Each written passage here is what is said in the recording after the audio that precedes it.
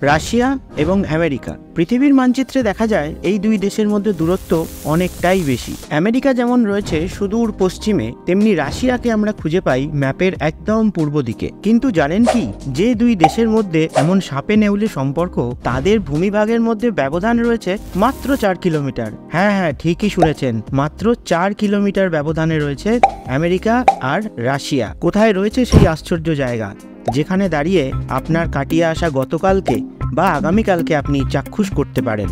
সেই জায়গার সন্ধান জানাবো আপনাদের আজকের ভিডিওতে, তাই স্কিপ না করে ভিডিওটি শেষ অবধি দেখুন।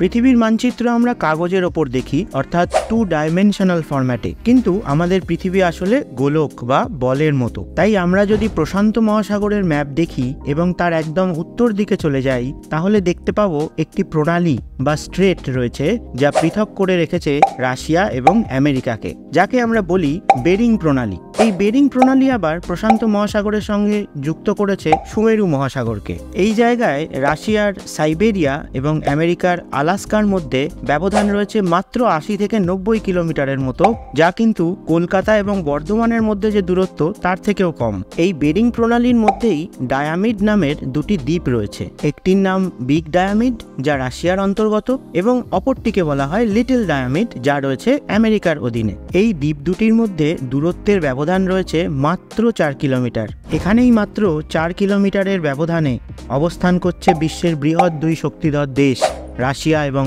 আমেরিকা।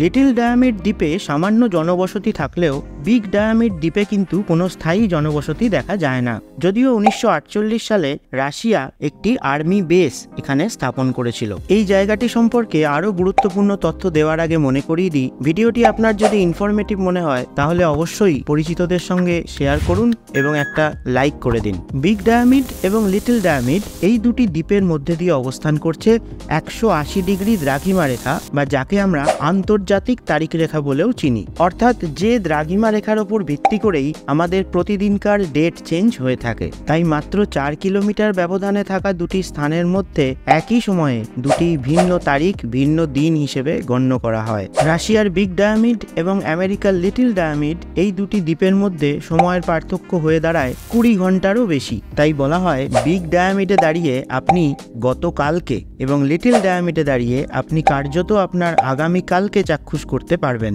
তাই এই দ্বীপ দুটির একটি টুমরো আইল্যান্ড এবং অপরটি ইয়েস্টারডে আইল্যান্ড নামে পরিচিত।